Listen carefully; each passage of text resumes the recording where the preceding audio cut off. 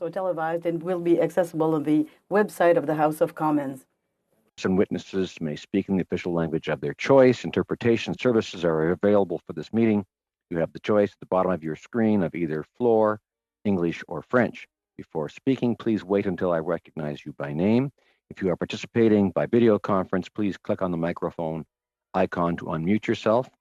Je vous rappelle que toutes les interventions des membres ainsi que des témoins doivent être adressées à la présidente. I would like to remind you that all the interventions of the members and the witnesses have to be addressed to the chair. Please speak slowly and clearly. François-Philippe Champagne, along with Martha Morgan, Deputy Minister, Foreign Affairs, and Weldon Epp, Director General, North Asia and Oceania Bureau. Thank you all. Merci beaucoup de vous tous d'être ici. Et maintenant, je vais aller au ministre pour ses commentaires d'ouverture. Minister, for your opening comments. Merci, Monsieur. Thank you, Mr. Chair and colleagues, ladies and gentlemen, MPs. It's with great pleasure that I'm here with you tonight, and I thank you for inviting me to appear before you tonight. The work that you do here is very important because Canada-China relations are important for Canadians. To thank the officials which are with me today. Thank you for your time, and thank you also for serving Canada. I also want to take a moment to thank Ambassador Barton and our team in the different missions in China and our diplomat in China who have done extraordinary work in, I can recall, the first phase of their repatriation from Wuhan. Mr. Chair, honorable members, thank you for the invitation to appear in front of you today. The work you do, as I was saying, is crucial because the relationship between Canada and China is important to all Canadians. The countries that make up the Indo-Pacific region are a driver of economic prosperity for Canada and for the world. By some estimates, just 10 years from now, Asia will account for roughly 60% of the world's economic growth. The bilateral and multilateral relationships we foster and the region's stability create jobs, open up markets, connect communities, and support Canadian families here at home. As the world's second largest economy and home to 1.4 billion people, China is a key actor in the region and beyond. Cette année marque les 50 ans. This year marks 50 years of diplomatic relations between Canada and China. 50 years later, I don't think anyone would say this is an easy relationship. Michael Kovrig and Michael Spavor have been arbitrarily detained for almost 2 years. Our relationship with China is complex and multi-dimensional, not only for Canada, but also for democracies around the world. China is changing every day and very quickly.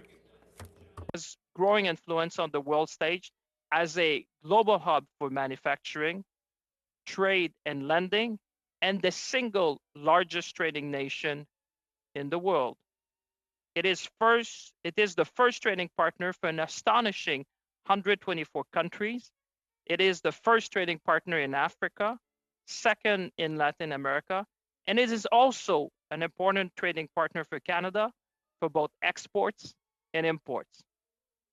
Bilateral trade in goods and services between Canada and China increased eightfold over the last 20 years.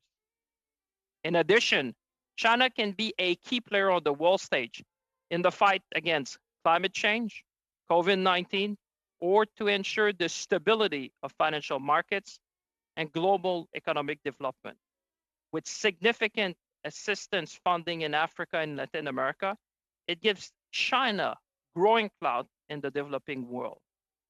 As an example, and as part of its Belt and Road Initiative, China has signed cooperation agreements with 138 countries to build infrastructure that will connect it to developing countries.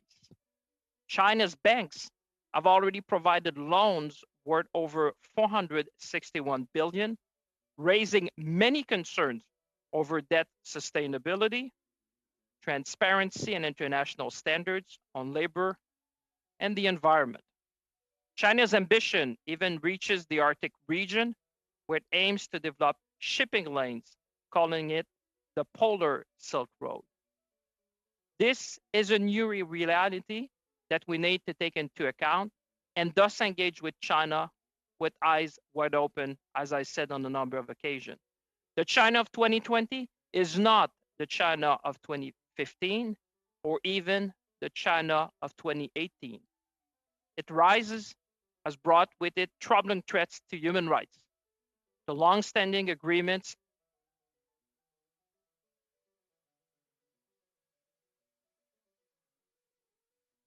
of autonomy for and to the international institutions that underpin the rules-based order, of which Canada is a steadfast promoter. We see a country and a leadership increasingly prepared to throw its weight around to advance its interests. Cela inclut le recours à une diplomatie coercitive. This includes the use of coercive diplomacy, like the arbitrary detention of Canadians Michael Kovrig and Michael Spavor. But this is not unique to this perspective is not unique to me or just Canada. Many countries are rethinking their relationship with China. Will be key to ensuring global stability and security in a world where China is a powerful actor. That's why we are working with like-minded countries to defend the rules-based international order and ensure China abides by its obligations under international human rights law. When dealing with China, we will be firmly guided by Canadian interests, our fundamental values and principles, including human rights, as well as global rules and strategic partnerships. Let me be clear, the safety and security of Canadians at home and abroad will always be at the heart of our approach. Tactics such as coercive diplomacy, including arbitrary detention, are unacceptable in the conduct of state-to-state relations, and it is something I've raised not just with our allies, but directly with my Chinese counterpart. We do and we will continue to challenge China when human rights are violated, and will always protect Canadians when it comes to our national security.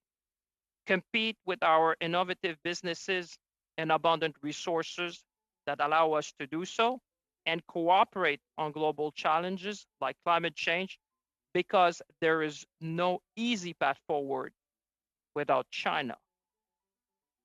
More than 700 days have passed since then, and we remain deeply concerned by the arbitrary arrest and detention of Mr. Kovrig and Mr. Spavor, as well as the arbitrary sentencing of Mr. Schellenberg.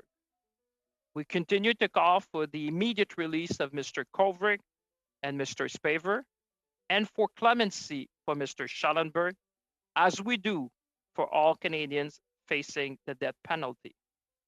I know all members of this committee, indeed all Canadians, are angered by the detention of Mr. Kovrig and Mr. Spavor and are concerned for their well-being. I would also like to acknowledge the resilience demonstrated by their families and their support at every step of the way. Finally, after many months, we recently secured on-site virtual consular access to Mr. Kovrig and Mr. Spavor. This is something I had personally raised in a meeting with my counterpart, State Councillor Wang He in Rome in August of this year, and on which we work tirelessly.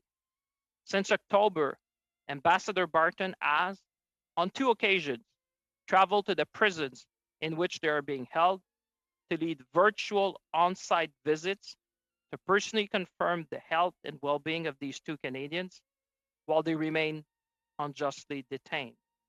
This is very important. This is a very important development, and we continue to work very hard to secure their release. Now turning to Hong Kong, the imposition of the new national security law in Hong Kong has raised significant concerns about the future of Hong Kong's independent judiciary, the future of human rights and freedoms in the special administrative region, the integrity of the one country, two systems framework, and on Hong Kong's roles as a global hub. On November 11, we condemned China's removal of 4 democratically elected lawmakers from office in Hong Kong. It is an assault on Hong Kong's freedom under the Sino-British Joint Declaration. Alongside our partners, we continue to call on Chinese authorities to uphold international human rights obligations. We have been at the forefront of the international response to the national security law, issuing, often at our urging, statements alongside Australia, the UK, the United States, the G7, the Five Eyes, and at Human Rights Council, and most recently at the UN General Assembly's Third Committee. We're also the first to suspend our extradition treaty with Hong Kong and have announced a series of other measures, including export control measures and an update on travel advice for the region. Last week, you heard from my colleague, Minister Mendicino, on the immigration measures we have put in place. Our response to both Hong Kong and to China is one that crosses many departments and requires significant coordination. Comme vous tous et toutes, j'en suis sûr, je suis alarmé. As all of you, I'm sure, I have been quite alarmed by the reports of gross human rights violations in Xinjiang. The violations target Uyghurs and other Muslim minorities on the basis of their religion and ethnicity. In multilateral and bilateral dialogues, we have called on the Chinese government to end the repression in Xinjiang. I've raised this directly with my Chinese counterpart, most recently in Rome this summer at a meeting which was called upon my request. In September, we raised concerns about the human rights situation in Xinjiang and Hong Kong at the UN Human Rights Council in Geneva. And in October, we were one of 39 countries signing the Third Committee's declaration at the UN General Assembly in New York, which referenced Xinjiang.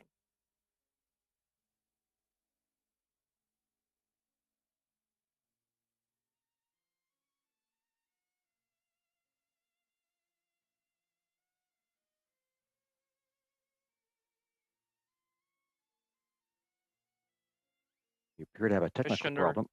for Human Rights. In conclusion, our relationship with China is a complex one indeed.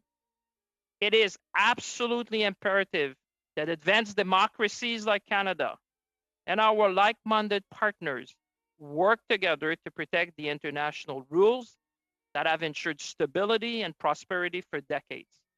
It is a challenge we all share. No country will succeed alone. Our principal strategic approach to China goes well beyond our bilateral relationship. It is, in fact, a global challenge. This is why we have been working with partners, especially when it comes to areas of fundamental disagreements with China. Now, I know, Mr. Chair, some like to talk tough on China. To those who are seduced by this one-dimensional view, I say this. While it is easy to be tough, let's continue to be smart. Let's not fall into the temptation of tough and irresponsible rhetoric that will generate no tangible results for Michael Kovrig and Michael Spavord, our farmers and entrepreneurs, and human rights victims and advocates. I think Canadians know this. They know we must be smart in our approach and we must be nimble. That is what is at stake here, Mr. Chair. I want to thank you for your time and for the role you as a committee are playing in shaping the Canada-China relationship and informing Canadians about China.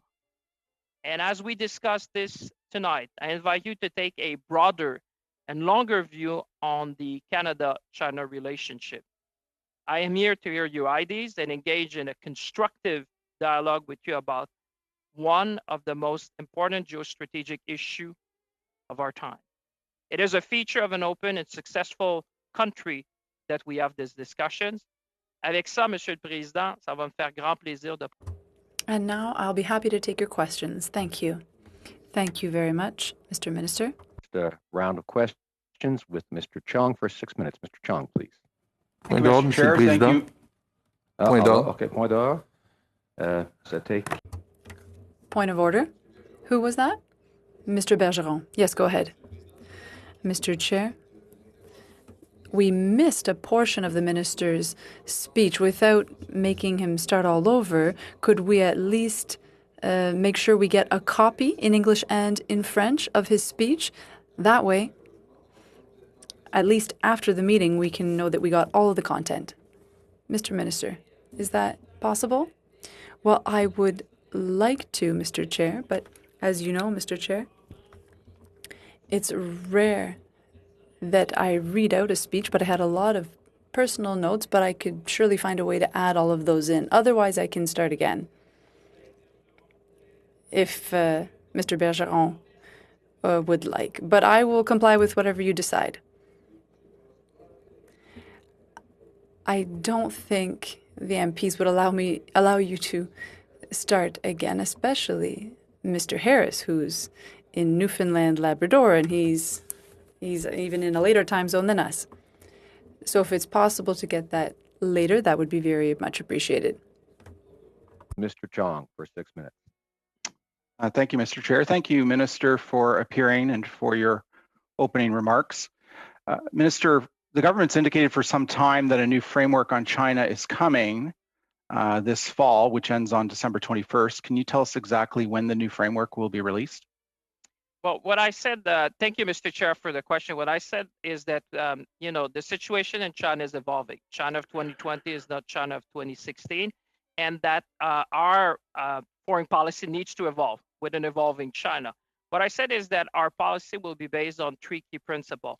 Will be based on Canadian interests, will be based on values and principles, which include human rights, and will be based on rules and partnerships. And that's what we have been putting already in motion, Mr. Chair, because the situation...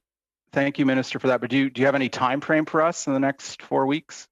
Mr. Chair, we will be coming, and as I do tonight, I will be explaining to Canadians all along our policy, which is evolving as the situation in China is evolving. Thank you. I don't have a lot of time. I have a number of questions.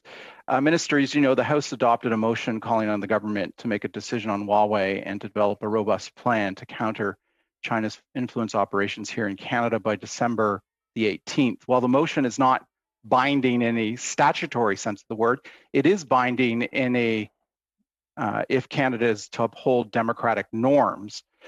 Our democratic norms say that the government must respect the will of the House of Commons, and we all can see what happens when these democratic norms aren't respected, such as what is going on south of the border. So in that context, what assurances can you give this committee that the government will deliver both a decision on Huawei and a robust plan to counter China's influence operations by Friday, December the 18th?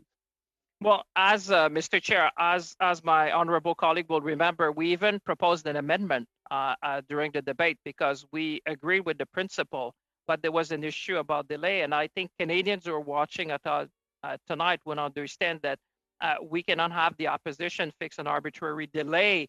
National security should guide our decision when it comes to 5G. And what I said when it comes to foreign interference, that we take that very, very seriously, that I'm working with the Minister of Public Safety, that we have measures in place, and that we're always looking at enhancing the measures that we have, and that any Canadians which would be subject to any form of interference should immediately report them to the local police force so that they can be properly investigated and we can act upon them. Thank you for that, Minister. Minister, your mandate letter of a year ago mandated you to introduce enhanced Magnitsky sanctions legislation that would include the seizure of assets to be used to help victims. Do you still plan on introducing that legislation in this Parliament? Well, I'd like to quote the member, Mr. Chair, because as my honorable colleague said once, the way that I see that, Magnitsky sanction needs to impose, or for that matter, any sanctions to be imposed, is to work with a core group of countries to have maximum impact.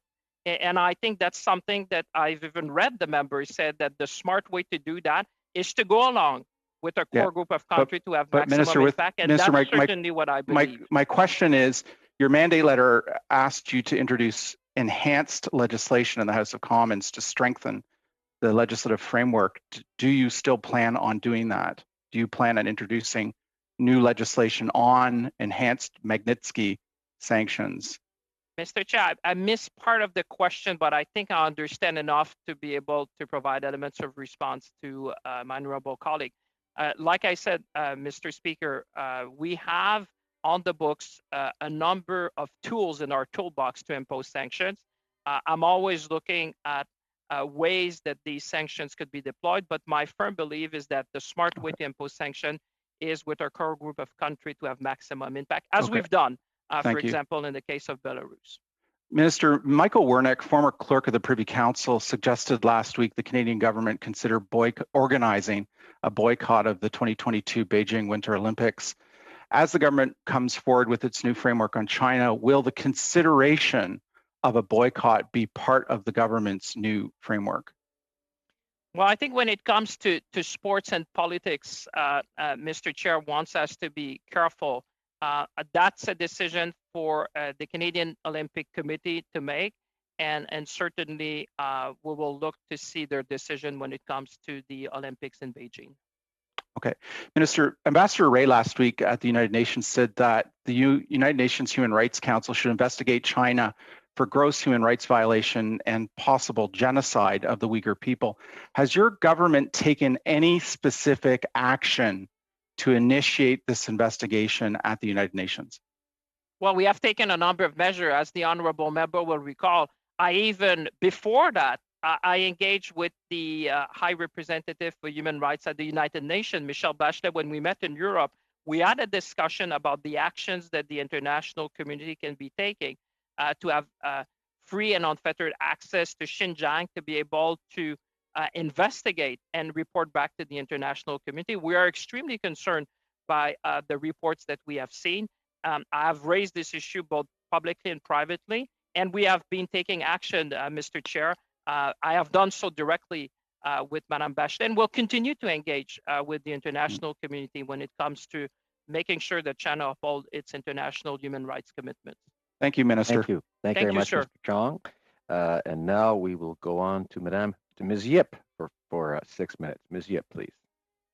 Bonsoir, Minister Champagne. It's been quite a year for you and your team at GAC, and then you add the pandemic. I want to commend you and the staff at the department and ministry level for their repatriation efforts in bringing Canadians home. That was quite the task. And thank you for taking the time today to answer our questions tonight. Could you give me the status of how Michael Kovrig and Michael Spavor are doing? Well, first of all, let me just say that thank you for acknowledging the immense work that were done by our team of diplomats, our officials, and the ambassador. As you know, the virus started in Wuhan, and that was the first place where we had to evacuate, and this was a massive operation. And thanks to the men and women of our diplomatic corps, we learned a lot how to do it. And then, unfortunately, as the virus spread, we had to apply the best practices we learned in China. So for those who are watching tonight, I just want to say a big thank you, not only on my behalf, but I think I'm speaking on behalf of all committee members. When it comes to Mr. Kovrig and Spavor, I would be saying that following the discussion I had with my counterpart in Rome, we have been working tirelessly to restore consular access. And as you probably noted, we have been able to get consular access to both Mr. Kovrig and Spavor, both in October and November. I can report, but there's the Privacy Act, but let me just say, I'll report generally on their well-being.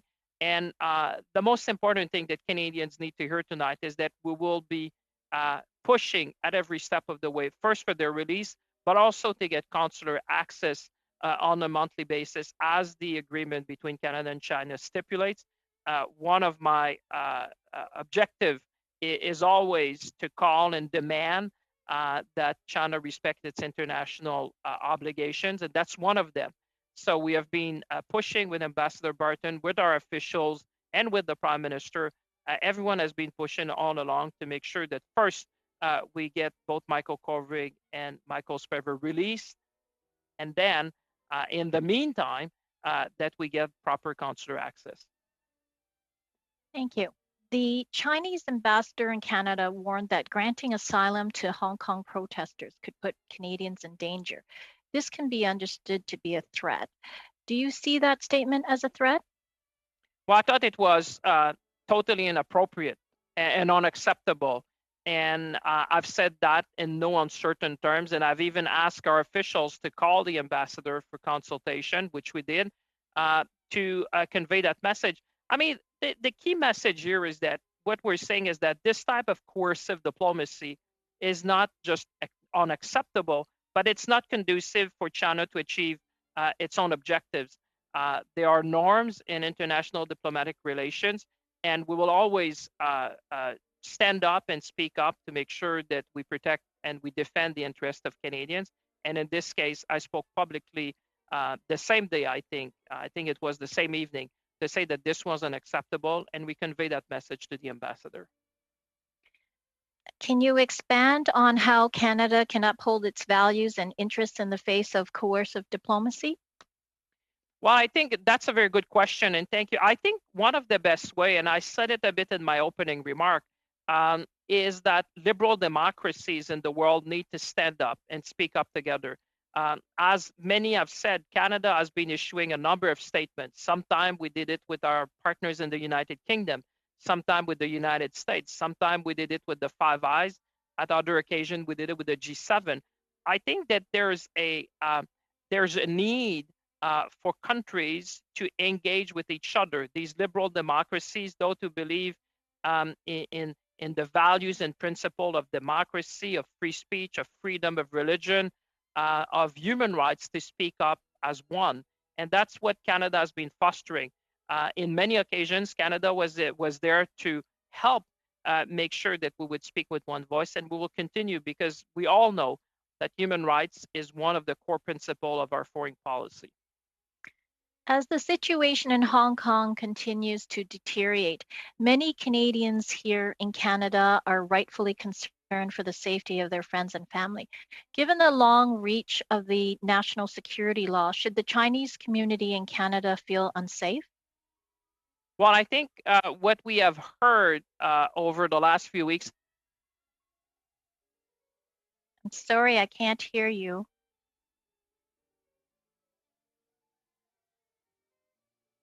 There seems to be I'll just pause the time for a Okay, moment, and hopefully thank we'll you. get the minister back momentarily here.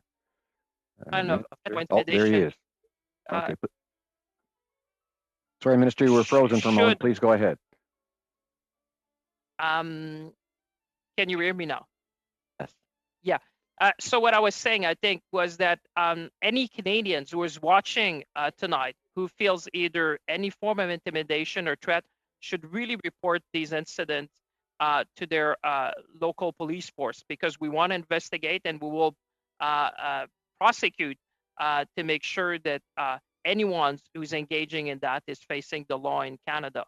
Now, when you come to Hong Kong, obviously we have an interest in the stability and prosperity of Hong Kong. We have more than 300,000 Canadians living in Hong Kong, and as you know, they have a constitutional right to come back to Canada. But we announced additional measure to Minister Mendicino, Minister of Immigration, of enhancement to our immigration measures to welcome very talented young people who may want to come to Canada, and also to make sure that there would be a pathway for permanent residencies in Canada. Thank you, Minister. Thank you, Thank Ms. you. Yip. Thank you, Chair. Et maintenant, Monsieur Bergeron pendant 6 minutes. Monsieur Bergeron. And now Mr. Bergeron for 6 minutes. Thank you. Thank you, Mr. Chair, and thank you, Minister, for being with us this evening. Well, I was listening very closely to your words, and I don't want to miss a single one, and that's why I asked you to forward your speech. And it just happened again during Ms. Yip's questions. We missed a little section of what you were saying. And I'm sure that those parts we missed were very interesting. So we'd like to have a copy. Now, you didn't answer our colleague's question. Mr. Chong asked about the new Chinese policy of the Government of Canada. Independently of the time when you're going to deliver that policy, I understand that you're working on it. Since we ourselves are working on this matter, and we plan on making recommendations to you, what added value would you suggest for this committee while you are preparing your work, separate from our work on the Chinese policy? Well, I see a lot of value, Mr. Bergeron. The value of the work of this committee is great. Foreign policy, well, listen, this isn't about partisanship. We want to work with Canadians and come up with the best approach. And I really appreciate the committee's work. What I would say to you is that an evolving policy, because China is evolving, and so we adapt. The major principles are based on Canadian interests, our values and principles, human rights, and of course, on a certain number of rules. We want to make sure that those are upheld. Pardon me. Well, we really look forward to seeing this new policy, and I hope that in one way or another we'll be able to contribute through our recommendations. Ms. Yip referred to, well, she referred the 15th of October and the offensive statements that were made. Do you not think it would be a good time to bring the ambassador into the department to speak to him about such an inappropriate statement? Well, thank you for what you said, Mr. Bergeron, and that's what we did. That evening, I said that they were unacceptable comments, and I told the gentleman what the Canadian perspective was, and so that's exactly what we did. Well, it would appear that it didn't calm him down because he repeated the exact same thing when it was time to invite him to appear before this committee. So regardless of what happened, it seems as though the message didn't make it through. Now I'd like to ask you about the major Canadian telecommunications companies who announced today that they no longer really need Huawei for the 5G network in Canada. Now, is this statement by these companies, well, how does that play into the decision that's going to be made in the next 30 years about next 30 days rather, about Huawei in Canada and the 5G network? Well, as you can imagine, Mr. Bergeron, what's the most important to us is national security, and that will always be the biggest thing when we're dealing with something like this, protecting our systems in Canada. Of course, there were a lot of consultations, but I rely on the Canadian agencies who have given the government all the expertise they need, and we will make the decision when the time comes. First and foremost, national security is important. Well, about that, Canadian agencies seem to believe that there is a danger. And the 4 members of the Five Eyes have already made a decision. So what explains the fact that Canada, as opposed to its allies, is taking a long time to make a decision? Well, listen. When it has to do with national security issues, people who are listening to us will understand that what counts is to do this work well. That means consulting with our allies,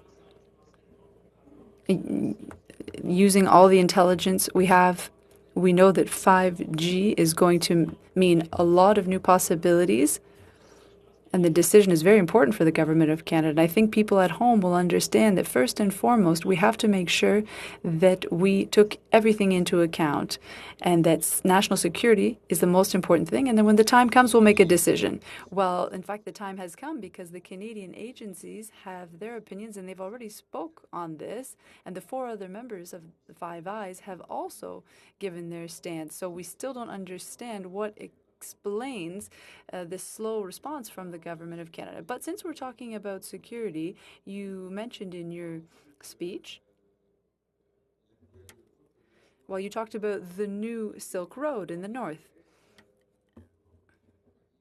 And there's a Shandong Gold Mining Corporation Limited is interested in the Hope Bay gold mine in the north of Nunavut.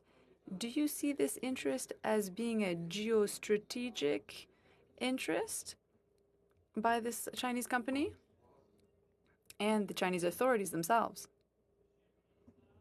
Mr. Chair, I didn't understand the beginning of the question. I don't know if it was on Mr. Bergeron's end, but I only heard the last 5 seconds of his question.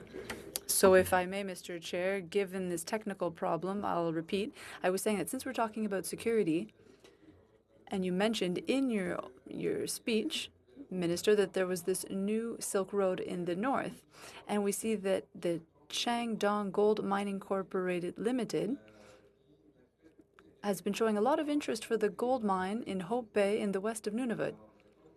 And since we know, and it was brought up in debate last week, that there is an obligation for Chinese businesses to communicate information to the People's Republic of China, do you see the interest of this company in this mine in Canada as a geostrategic approach or another one? Thank you very much. Thank you, Mr. Chair.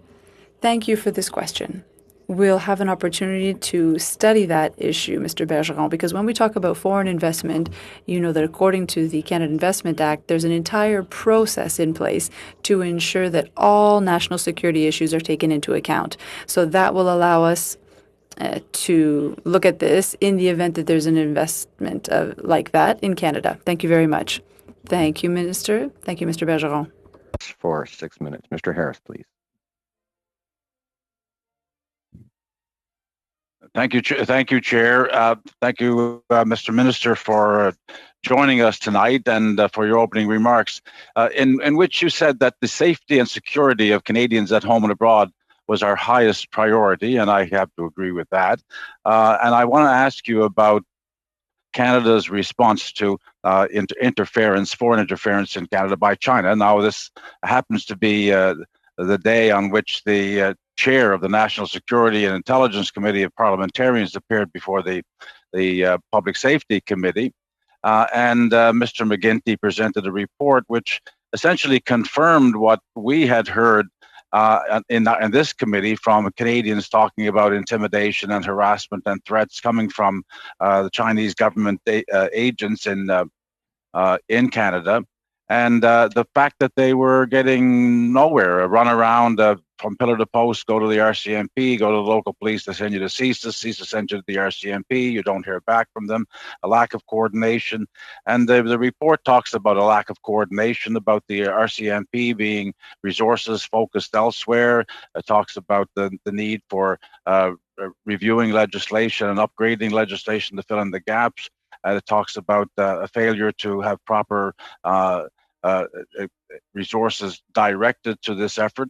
And all of this leads to a concern that the government response. This report was filed with the government on August the 30th of last year, so the government will have had time to do something about it.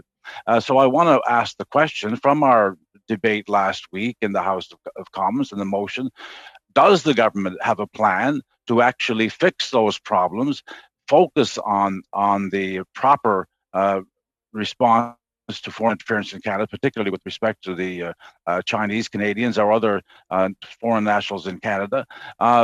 Is that something that's going to happen very soon, and will we be hearing about it? Well, thank you for the question. As we would all agree, I mean, there's no higher duty than the safety and security of Canadians. And like I said, we take any allegations of foreign interference in Canada by state and non-state actors very, very seriously. This is something like you've heard from the Minister of Public Safety, which we already have measures in place, but that's also a dynamic situation that we're always looking, and I'm happy that the member mentioned a number of recommendations in the formulated by the committee. I will certainly be looking into that. And what I'm saying is that this is an evolving situation. It's an evolving threat, which we need obviously to provide an appropriate response to protect Canadians. And what I said is that any Canadians who would feel any threat of any form of intimidation should really make sure that they file and that they contact their local police force to to make sure that this is properly recorded, investigated, and that those who commit these. If I may interrupt, Mr. Minister, the report states that until recently, it's only been recently identified by Public Services Canada and the dedication of specific resources to the issue of foreign interference. So this is we're late in the game. There seemed to be a lack of commitment. And this has been known by the government, for some time, and particularly 15 months ago. So we're working on it is not enough if people are there being intimidated and pressured and don't have anywhere to go and are complaining to our committee about it. So is there a specific program that you can announce within the 30-day limit? Obviously, you must have been working on it. Your government must have been working on it for the last 15 months. So thank you for that question. Like I said, I was very clear in that, is that this is an evolving situation. We have a number of measures in place. I mean, as you said, the agencies of Canada are all seized, whether it's CSIS, whether it's CSC, everyone is very seized of that matter. This is not unique to Canada, I would like to say, also for Canadians watching at home. So this is something we've seen it with other Five Eyes partners, making sure that we coordinate, we cooperate. And certainly the message that needs to be brought to Canadians will take all the appropriate measures. Like I said, we are seized of that matter. We will consider, obviously, the recommendations of the report, and we will make sure that we put all the resources in place to protect the security and safety of Canadians. Mr. Minister, a lot of people were concerned, have been concerned in recent months about the actions of the United States, in particular the sense that the American people or American government was about to engage on some sort of long-term, potentially Cold War with China, with rather significant confrontational approach, a long range of policy areas, trade sanctions, technology security, other sanctions as well, and that the language and the approach was rather aggressive and potentially could lead to a long-term standoff between China and the United States, at least, and there was concern that Canada would fall in line behind that. What do you think of the situation as it has unfolded in the U.S. with a change in administration? Do you think there will be a change in that approach? And have you had any discussions, or I'm assuming your government will be discussing soon with the new administration what the approach will be? You have 8 seconds, Minister. I think this, Minister, you have 8 seconds, Minister. Well, Mr. Chair, I'd like to be as good as you suggest, but I did not hear the question because I don't know if it was only my computer, but the computers in this room were frozen. So okay, I'm going to ask Mr. Harris to summarize the question, if he doesn't mind. Yes, thank you, Chair. The question is the American approach up until under the Trump administration has been rather aggressive towards China. The concerns about a new Cold War that with uncertain consequences. Do you think that the new administration in the United States would have a different approach, and which approach? What do you think is going to happen as a result? A very brief answer. What I would say, I think the world has seen there's a certain economic decoupling and technology decoupling between the United States and China. But what I will say, Mr. Chair, not Mr. Speaker, we will continue to coordinate with our Five Eyes partners. We have done so since the beginning. And like I said, China is one of the.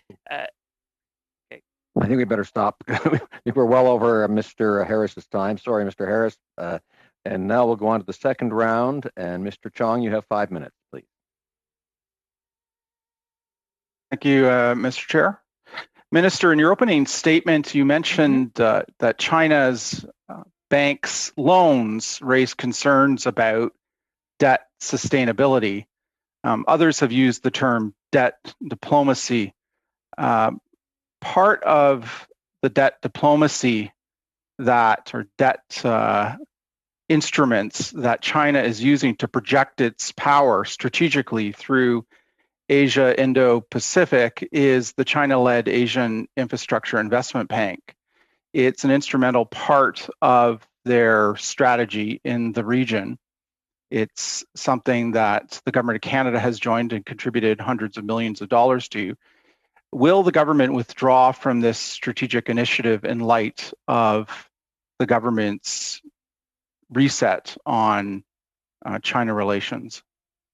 Well, I think you have to go, Mr. Chair, to the purpose of the bank. I mean, this Canada is part of a number of multilateral financial institutions, and the work of the institution that the member referred to is to help some of the poorest country in Asia Pacific to build economic development and ensure that they would have the capabilities to overcome some of the challenge they have. It's both social and economic development. So it's really about the work that's being done that is making a difference on the ground. And I'm sure the member would be with me to say that Canada should be part of alleviating some of these challenges which are faced by some of the poorest country, because that's where the projects have been realized. Thank you, Minister. Minister, just a week ago, China signed a blockbuster trade agreement, the Regional Comprehensive Economic Partnership, with 14 other countries. This is a strategic challenge to the Trans-Pacific Partnership, to which Canada is a party. My question is, seeing that the government's coming forward with a new framework on China and seeing that there are significant Canadian resources in trade offices and trade commissioners in China, will Canada shift its resources? Will the Canadian government shift its resources away from our missions in China to other Canadian missions in countries like Japan, Malaysia, Australia, New Zealand, all members of the Trans-Pacific Partnership, in order to broaden and deepen trade ties with those countries as opposed to China? Well, thank you. That's a very good point, and I'd like to thank you, Mr. Chong, for that. I think Canada signing the CPTPP will go down in history as one of the most strategic moves that Canada has made, because we're the second largest economy now in that block of country, which wants to trade on the basis of values and principle and strengthen the international based order. To your question, I think what we need to do now is to complement our missions, because we want to take advantage. We know that the economic growth is in the East, and I think the CPTPP gives us an opportunity to do that. I think we need to diversify also within China and outside China, continue the trade that is going on. But I think the CPTPP is providing an instrument which is proving very useful for Canadian small and medium-sized businesses across the country. Minister, Germany recently labeled China a strategic rival. Will your new framework do the same? Well, I think that we have to distinguish a number of things. I mean, there'll be areas where we will need to challenge China, and I think you would agree with that when it comes to human rights, for example. There will be areas where we will compete, based on values and principle and the model of governance we see. And there'll probably be areas where we need to cooperate if we want to accelerate, for example, the fight against climate change. So I'm more in a framework that will have to distinguish in our bilateral relationship the type of tools we will need to use in order to advance Canadian interests, values, and principles. Minister, what do you think of establishing a foreign registry, a foreign agent registry that would require former politicians and former bureaucrats to register if they were working for a designated foreign state or an entity controlled by a designated foreign state? Well, Mr. Chair, that be something that the committee can study, and I would welcome the input of the committee if you want to do a study on that. Well, thank you. Final quick question from my round here. Minister, do you believe that China's rise is inevitable? The reason why I asked the question is that there was a sense of inevitability in your opening remarks about the rise of China. Very brief answer. I think we need to look at China with eyes wide open. What I stated in my opening statement is just facts, the number, the population, and the economic numbers that comes with China. But that's just a statement of facts. I think what we need to see is what liberal democracies are going to do now in face of of the one of the biggest geopolitical issue of our time. Thank you. Thank you very much. Merci. And now we'll go on to Ms. Zan for 5 minutes, please. Well, thank you very much. And it's a pleasure to see you, Minister. You're doing Likewise. a great job. Thank you so much. And I want to say on a personal level, thank you for helping getting my constituents back home, including my 80-year-old parents from Spain We really, really appreciated all the work your staff did and your team did on that. Thank you. Well, I'll pass the compliment to Deputy Morgan, which I see on my screen just next to Mr. Chong. So she has been instrumental with all our consular officials. I was just there to help, but I think all of us should be really proud of this was the largest repatriation in peacetime in Canada. They did an amazing job. It was but amazing. They did it. Yes, well, I appreciate it. And Mr. Oliphant as well was very, very helpful, and I want to thank him as well. So, Minister, getting to the topic at hand, this year, 2020. Definitely. You got probably more calls than. Can you hear me? Okay. You're breaking, but I will come closer to the screen if that helps. We'll try. Okay. 2020 marks 50 years since Canada and the People's Republic of China established official diplomatic relations. So, how has Canada's relationship with China evolved since 1970?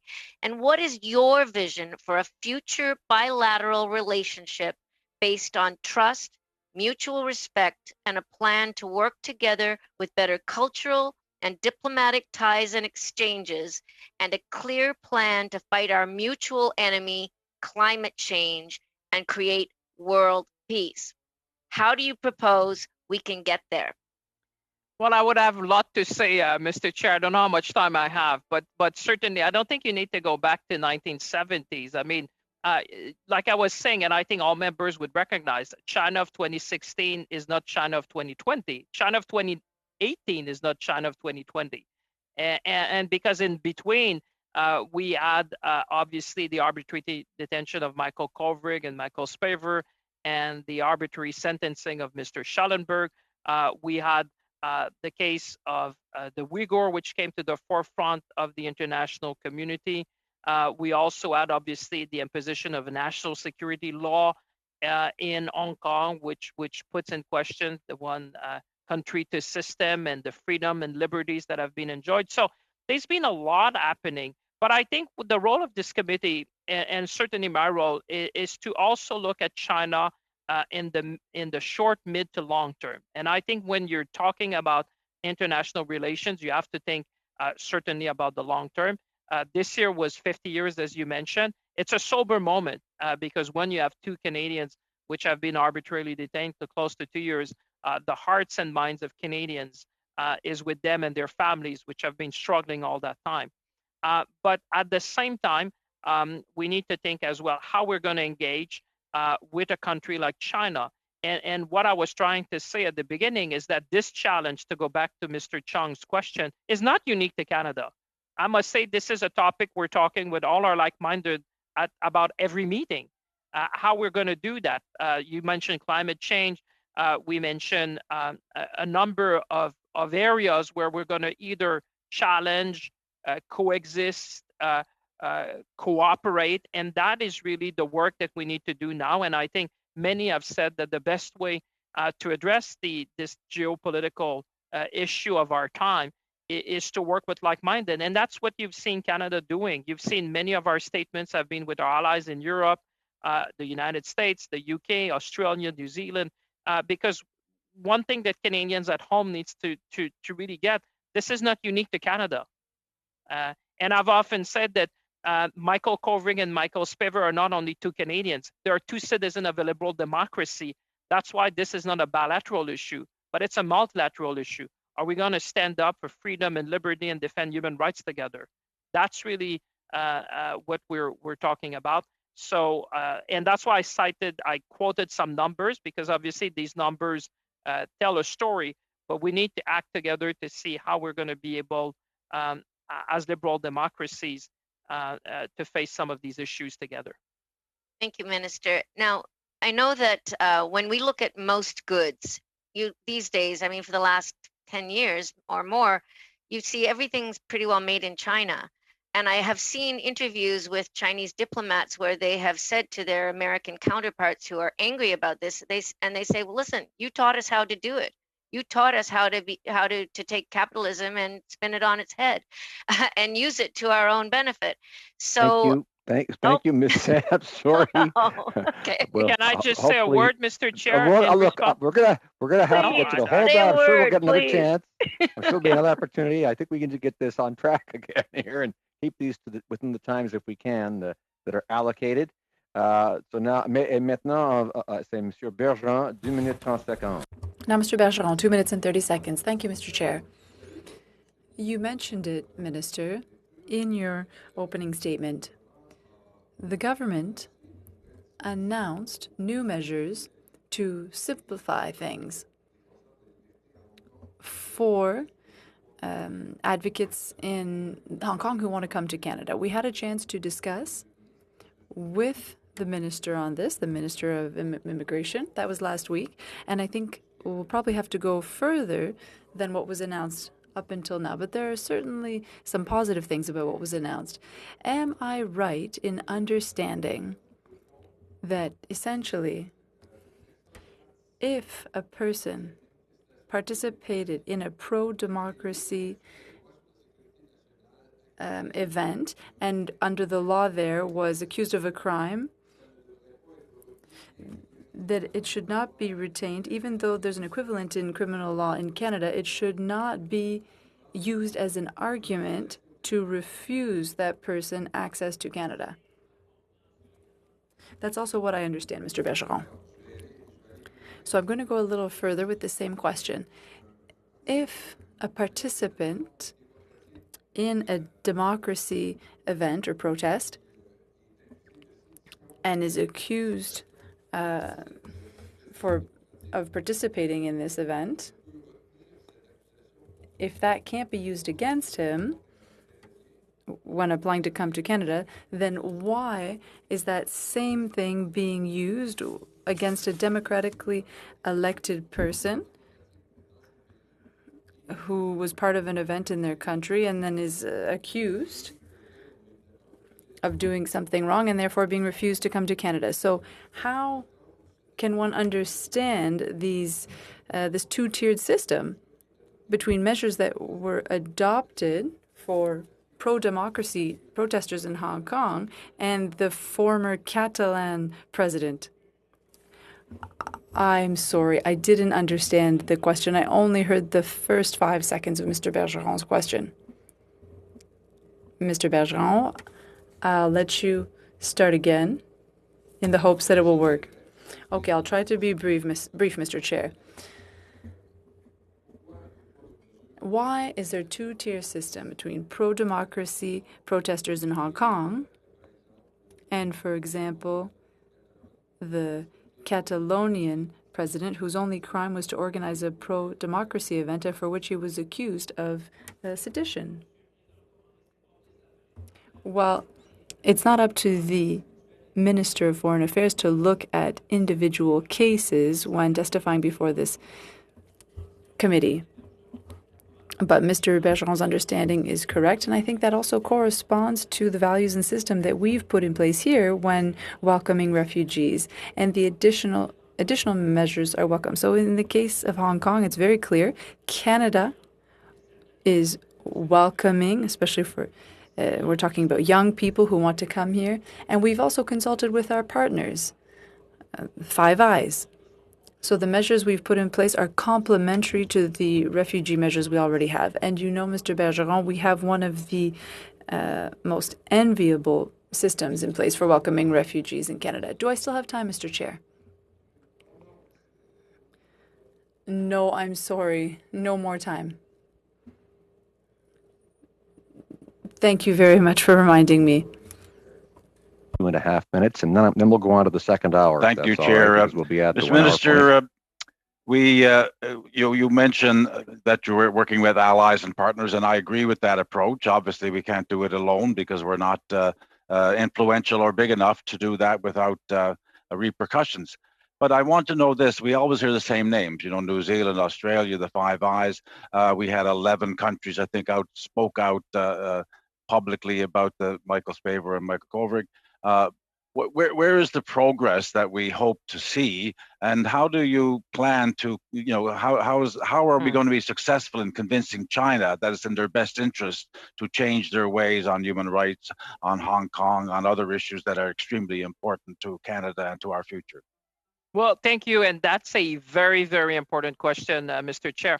I was really encouraged in last October when 38 countries came together at the UN Third Committee to call out for the respect of human rights. And this was a declaration that was a joint statement, which was with respect to Hong Kong and Xinjiang. And I think that's the type of example of the international community coming together. I share your sense, Mr. Harris, with respect. I have been trying since the first day in office to broaden that coalition, to work not only with the United Kingdom and the Five Eyes.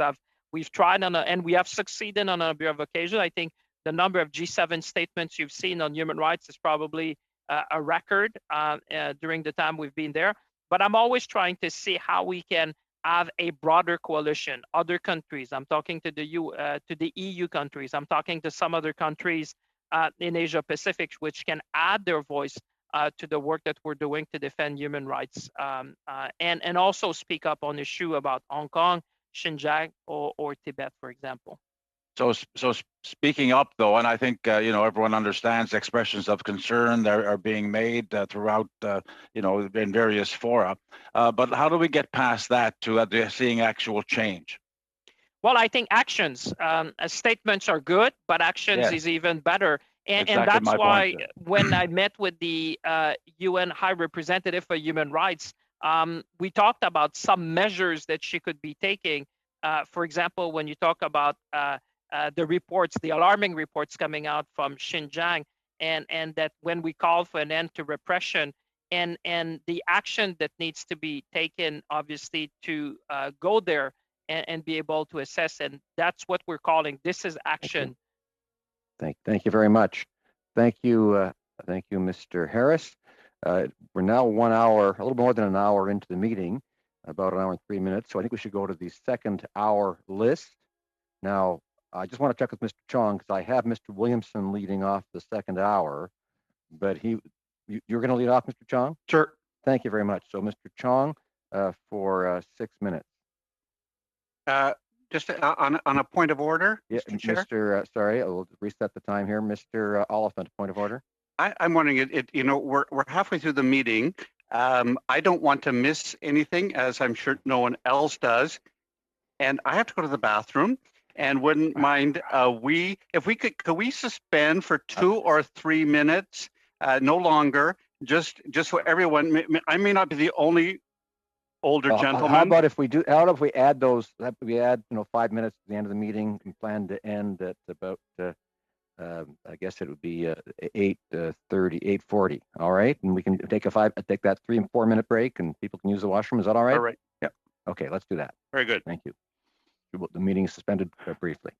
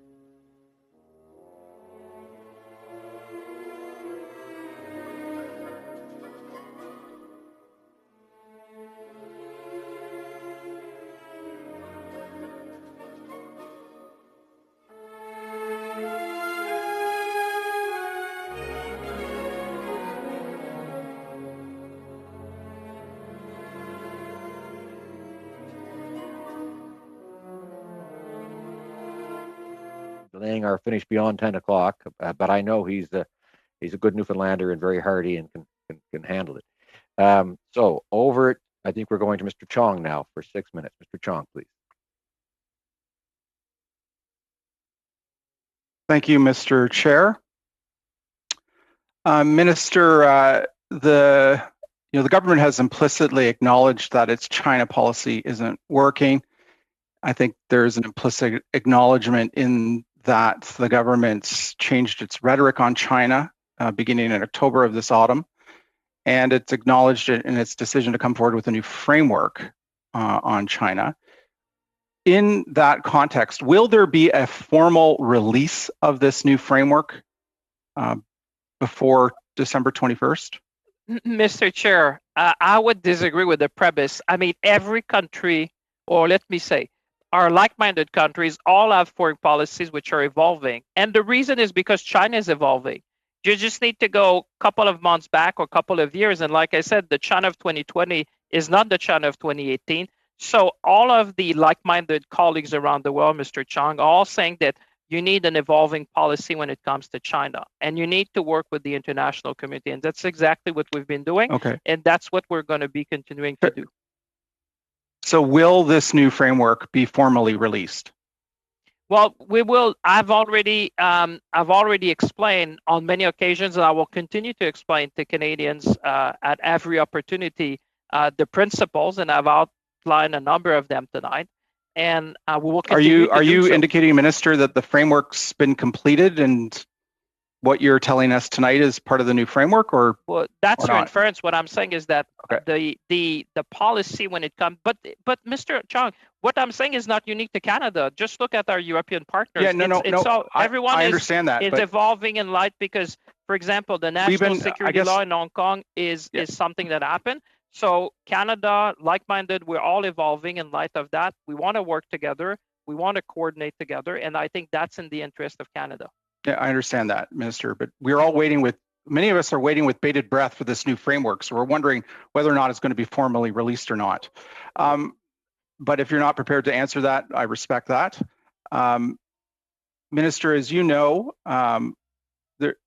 China imposed a draconian new national security law in Hong Kong in violation of an international treaty, the 1984 Joint Declaration. And it recently turfed 4 duly elected legislators from the Legislative Council of Hong Kong. As a result, the United States has imposed Magnitsky-type sanctions on officials responsible, and the United Kingdom has announced it's considering the imposition of those sanctions. So on July 8th, you indicated in the House of Commons that Magnitsky sanctions against Chinese officials responsible for this draconian new national security law were on the table for consideration. The next day, a government source, we don't know who, but a government source told Reuters that was off the table. Which of the two positions is it? Are Magnitsky sanctions still under consideration or not? Well, Mr. Chair, I would say to Mr. Chong that we are always considering various issues with our allies. And I think, as you said, Mr. Chong, that the smart way to impose sanction is to go with a core group of countries to have impact. And therefore, that's the principle I'm applying. What I said, I think what you're referring to is that obviously when you're working with colleagues and allies and the Five Eyes, we're looking at a number of measures. You've seen, for example, on immigration, our immigration measures are complementary with the United Kingdom. That's the smart way to approach when it comes to issues like, for example, the national security law Okay. in Hong Kong. So we I will appreciate continue to that. consult, and we will obviously, to go back to your earlier point, Thank that's you. why you. Thank you. So I take from that sanctions are still possibly on the table. My last question I'd like to ask you tonight is to go back to the Asian Infrastructure Investment Bank. There's something somewhat, at least to me, contradictory in your opening remarks and the government's continued participation. In your opening remarks, you said that China has signed agreements with 138 countries to build infrastructure that will connect it with developing countries. China's banks have already produced loans worth over $461 billion, raising many concerns about debt sustainability, transparency, and international sustainability and transparency in international standards on labor and the environment. The Asian Infrastructure Investment Bank is an integral part of the Belt and Road Initiative. And so it seems to me to be contradictory to, on the one hand, be calling out China for its debt diplomacy, and on the other hand, continuing Canada's participation in that development bank. Could you maybe tell us how that's consistent? Yeah, so just for the record, I missed part of your question, Mr. Chong, and I do apologize. I just got the end, but I want to ask you to repeat because I know time is precious. I think what I was stating before in my opening remarks were facts. And what I referred to the number of countries that you mentioned on infrastructure was in the context of the Belt and Road initiatives. But I think when you come to the Asian Infrastructure Investment Bank, what I was saying is that the purpose of that bank is to help the poorest countries in Asia Pacific. And for Canada to be part of that, to alleviate social and economic hardship that people are living through, that's why Canada has been part of that. I think those are two distinct topics, I would say. And certainly, I think Canadians would understand that Canada has a role to play when it comes to helping the poorest countries in Asia Pacific. Thank you very much. Thank Merci. you, Mr. Chong. Mr. Prajus-Katas, 6 minutes, please. Thank you very much, Mr. Chair. Minister, thank you for being here tonight. If I understand you correctly, you sketched out a foreign policy approach to China, as you called it, a smart policy approach. That would involve Canada coalescing or continuing to coalesce with like-minded allies on the basis of shared values. But it would also involve, if I understood you correctly, Canada accepting China as it is, not as we wish it to be. If that's a fair interpretation, please let me know. If it's not, also please let me know. My question to you is, to what extent is Canada involved in leading that effort among like-minded countries to bring countries together? Well, Mr. Prajus-Katas, I think your comment is fair in the sense that what I was trying to do at the beginning of my remarks, and I think Mr. Chong alluded to them, was just to state facts. You know, those are facts that people can find in the public domain. They are facts with respect to China. Now, when it comes to how do you respond to some of these challenges that I've outlined, when it comes to the defense of human rights, when it comes, and I think a number of colleagues have talked about a number of other issues with respect to debt and with respect to the Belt and Road initiatives and other initiatives, I think what I've been saying all along, and for Canadians who are watching, the takeaway is that what we need to do is for liberal democracies and a group of countries to organize together to be able to face some of these challenges together, because we understand that these challenges are bigger and they cannot be dealt on a bilateral basis. They have to be dealt with on a multilateral level. And yes, Canada has been, you've seen probably, I think Mr. Chong was mentioning Hong Kong.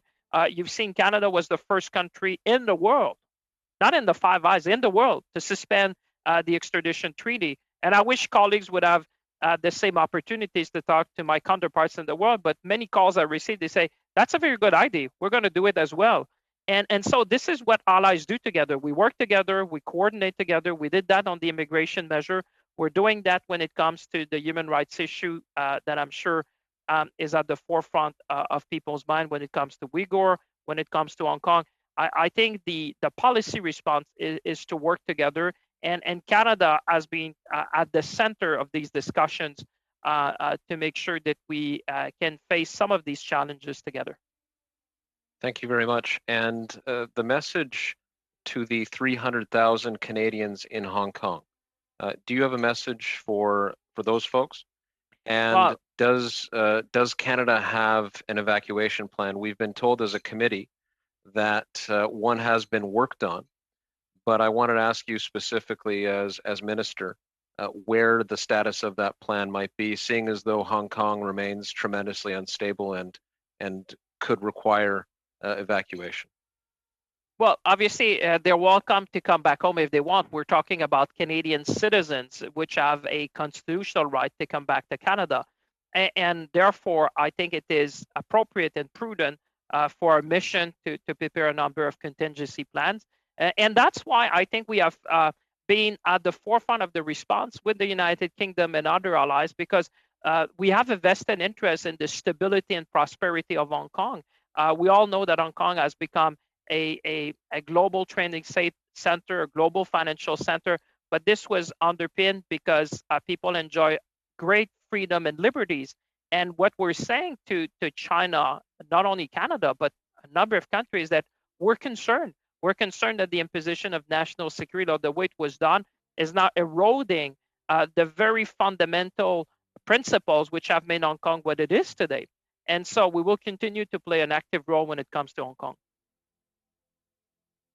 Thank you very much. With the last question, some have suggested, and I think there's a great deal of fairness to the suggestion, that Canada has been caught between a Trump administration that has a particular approach to China and a Chinese regime that has a particular approach to the United States.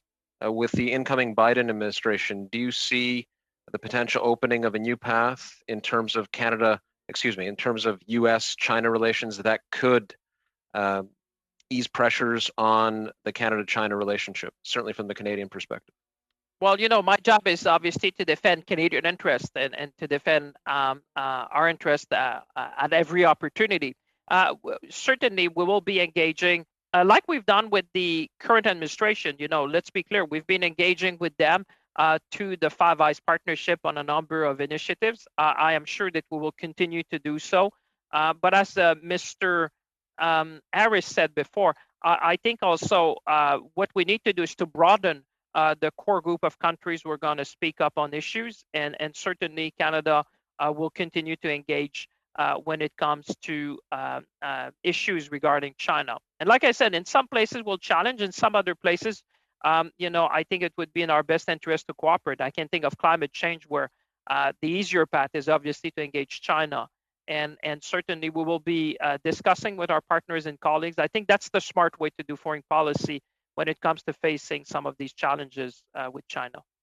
Thank you very much. Thank you, Mr. Fragios-Caros. And now we'll go on. Maintenant, Monsieur Bergeron, pendant 6 minutes. Now, Mr. Bergeron, 6 minutes. Thank you, Mr. Chair. Thank you once again, Minister, for being so generous with your time and staying with us right until the end of our committee meeting. It's very much appreciated. As you know, the Subcommittee on Human Rights of the Foreign Affairs and International Development Committee, at the end of a very in-depth report, agreed that the treatment of Uyghurs was essentially a genocide. In the same way, elected officials in the U.S. of both parties came to almost the same conclusion concerning Kazakhs, Uyghurs, and other members of Muslim minorities, and not to mention the Falun Gong. And Joe Biden, the president-elect, recently said that the best way to deal with this is to come up with a united front of allies and American partners to deal with this, with the human rights violations by China. You mentioned it yourself in one of your earlier answers that there's a need for Canada and Western democracies, let's call them, to come together and avoid being isolated. On this topic, where are we at with coming up with such a a common front when dealing with the People's Republic of China. Mr. Bergeron, thank you for asking that question. It is very much a timely topic. Well, I've talked with my colleagues from around the world, especially my colleagues in Europe. It's something that comes up all the time. How can we get be better coordinated and work together to deal with these issues? A number of countries like ours have the same concerns as us, and as you just mentioned. And so with this new American administration, we're thinking about what can be done together. I think you said it yourself. The smart response to this, to human rights violations, Uyghurs, people in Tibet, is to work together. Liberal democracies should get organized together and come together as one to deal with these issues. They're not bilateral problems, but multilateral ones. In the case of the Uyghurs, when someone asks me if I've taken measures, I say yes. I spoke to the High Representative of the United Nations on Human Rights, and she can request access to the territory to remind to tell the international community what she saw.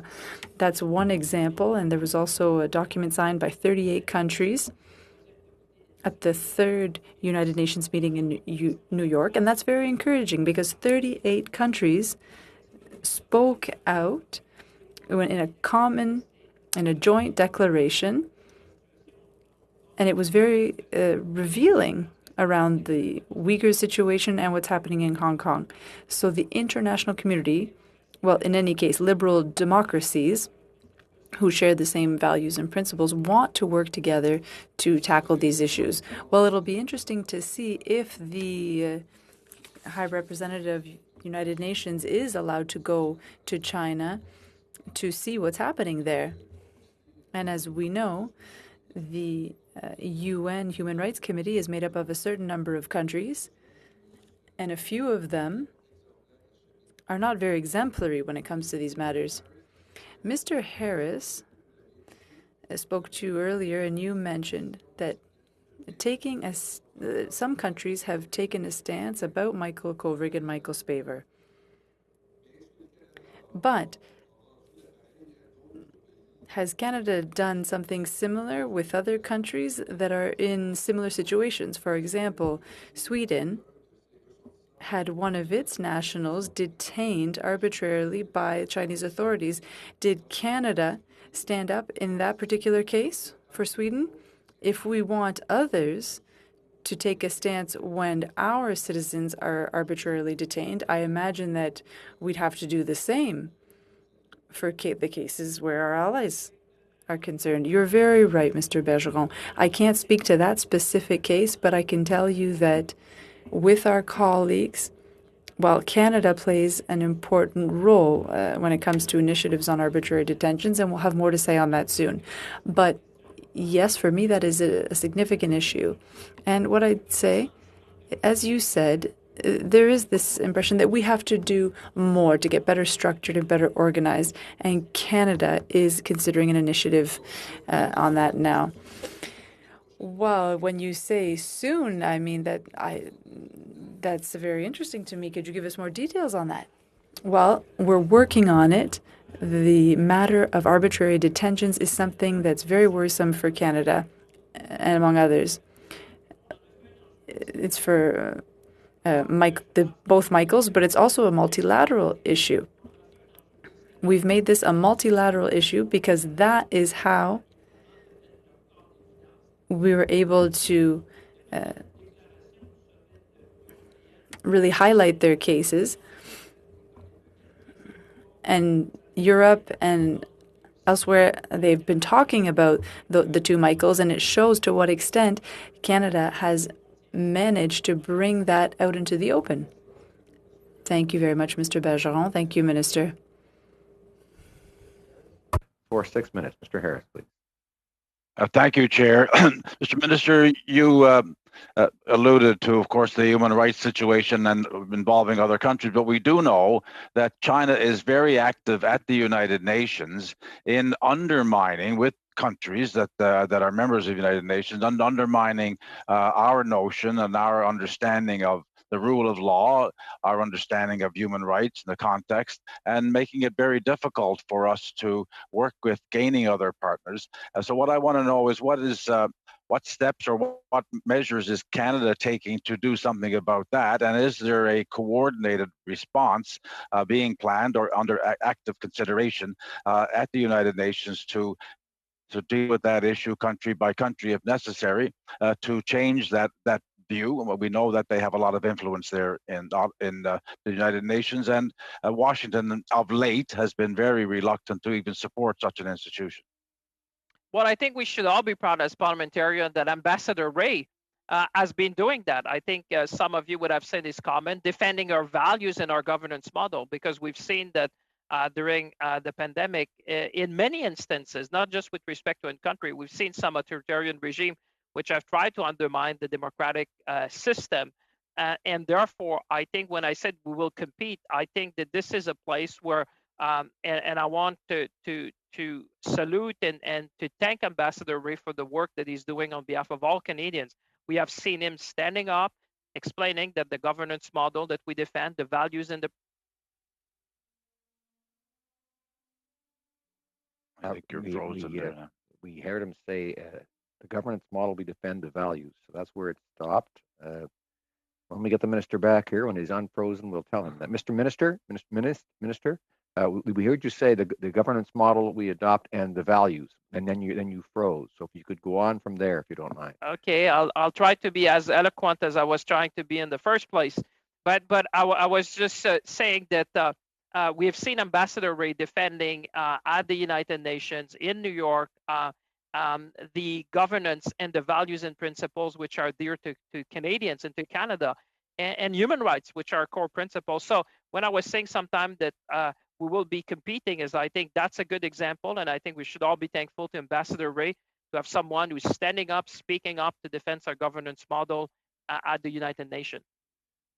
Recently, Mr. Minister, the Chinese Foreign Ministry spokesman stressed that the Sino-British declaration was really a dead letter, that it ceased after the handover, and that they have no role to play in the future of Hong Kong. And that seems to be their view. And we are at an impasse with respect to that. And with the national security law and the standoff that's occurring there, is it the case that the one country, two systems is also a dead letter? And is there any hope for that to be maintained or changed? And what measures must be taken by countries such as Canada and our friends to ensure that that could happen? Well, with respect first to the Sino-British Declaration, I think this is part of an international agreement which has been registered with the United Nations. So when we're calling, and you've seen the G7 in our statement, we refer to the Sino-British Declaration and saying that's part of the international legal obligations that China needs to abide by. I think you've seen me, Mr. Harris, on a number of occasions expressing concerns when it comes to Hong Kong. Well, first of all, we have a vested interest. We have 300,000 Canadians or so living in Hong Kong. But also what I was saying and what we have been saying with the Five Eyes, with the United Kingdom, is that we are concerned that the imposition of a national security law is undermining one of the pillars that has made Hong Kong what it is today, a vibrant city, a global hub for finance and trade. And once you start eroding freedom and liberties, that you're eroding one of the key pillars. So yes, I am concerned about the future of the concept of one country to system, because we've seen a number of erosion of that principle. And that's what the international community has been saying to our Chinese counterpart. So how much time do I have, Mr. Chair? You have 1:30. Minute 30. Oh, thank you. So the issue then becomes what do we do next? We have, you say you're building relationships with other countries and being interested in this. We have talk of Magnitsky sanctions. We have recommendations from our subcommittee on human rights. We have our committee going to make some recommendations, which we don't know yet. But the next step has to be some sort of action that is meaningful to China. And I'm wondering when your work with other countries is going to come to that, or are we just going to be expressing concern and doing things? Will that have any impact on China if we're not going to take action? Well, I think we've taken action, Mr. Harris. You would say the first is that we suspended the extradition treaty. We suspend the export of sensitive equipment. We updated our travel advisory. We issued a number of immigration measures, just like the United Kingdom, Australia, and the United States has been doing other measures. I think you've seen, as the international community and as the Five Eyes in particular, that we have taken a number of actions. And we will continue to consult because, again, to your question, Mr. Chong, China is evolving. So does our foreign policy needs to evolve in light of the circumstances that we are presented? But I think the answer and the key takeaway for Canadians watching at home tonight is that the smart way to deal with this issue is to work alongside the international community. Thank you, Mr. Harris. Thank you, Minister. And now we'll go on to the second round. Now I have Mr. Williamson. Is that correct?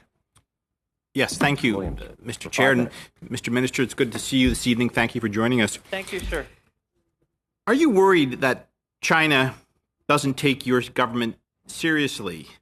It's been 2 years now that the two Michaels have been imprisoned. Last October, the Canada-China Business Council celebrated the 50th anniversary of relations between our two countries by calling on the government not to release the Canadians who were detained, but to release Meng Wanzhou. What keeps you up at night, or why are you convinced your approach to China is correct? Well, first of all, to your question, yes, I do think that the Chinese authority take us seriously, Mr. Williamson. I have had a number of meetings with my Chinese counterpart. I think if you look at the time that I've been minister and the number of times that I had interaction with my Chinese counterpart, you would draw the conclusion that we are taken seriously. My last meeting with my Chinese counterpart was 2 hours in Rome.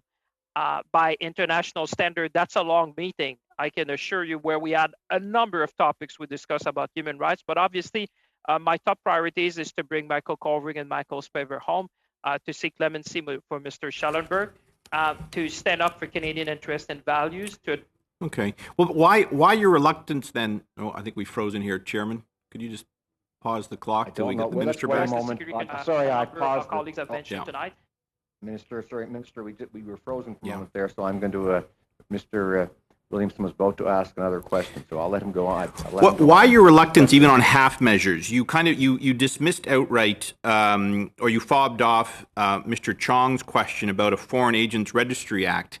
Why the reluctance to bring in an act like that, or for example, a law disallowing Canadian companies from sourcing products in Xinjiang? Even these measures, which I think would have broad support, you seem to resist.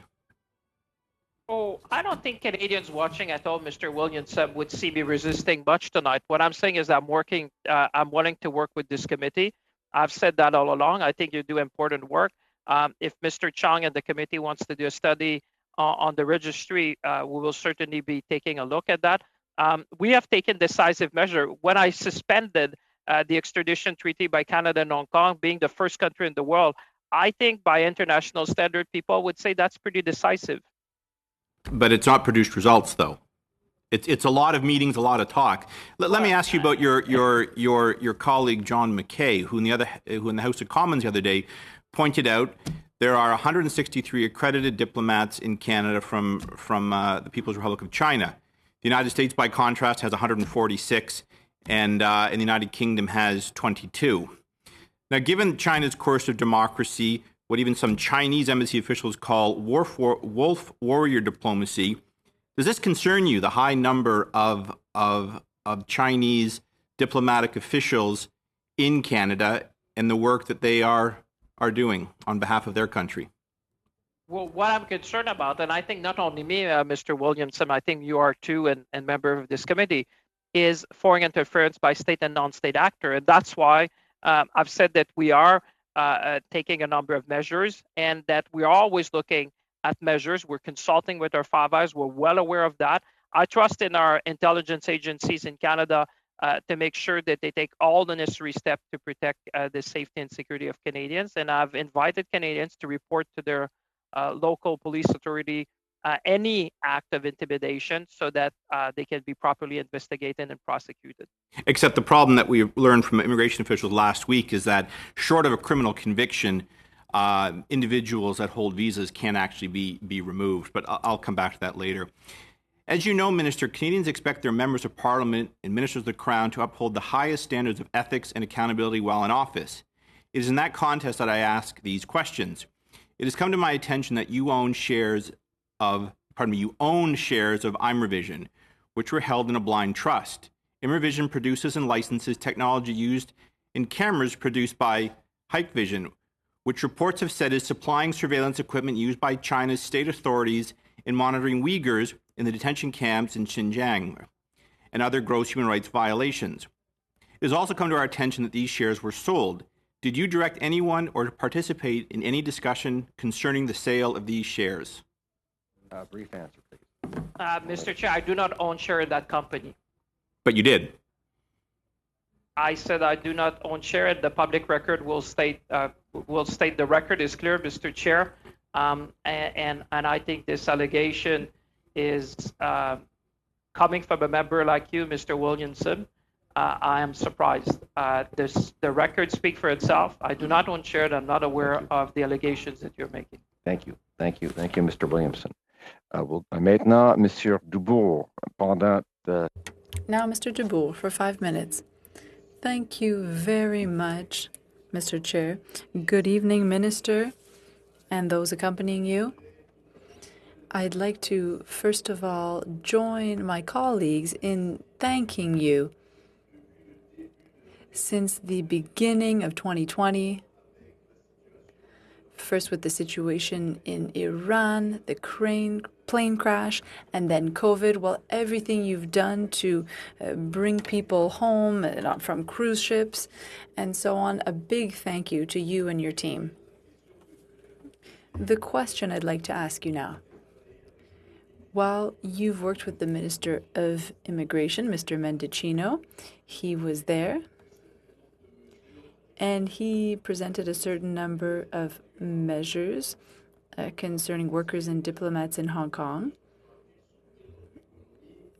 And we want to support our economy. And he also wanted to focus on immigration for families and a number of measures to protect our asylum system, because it's a very strong immigration system we have.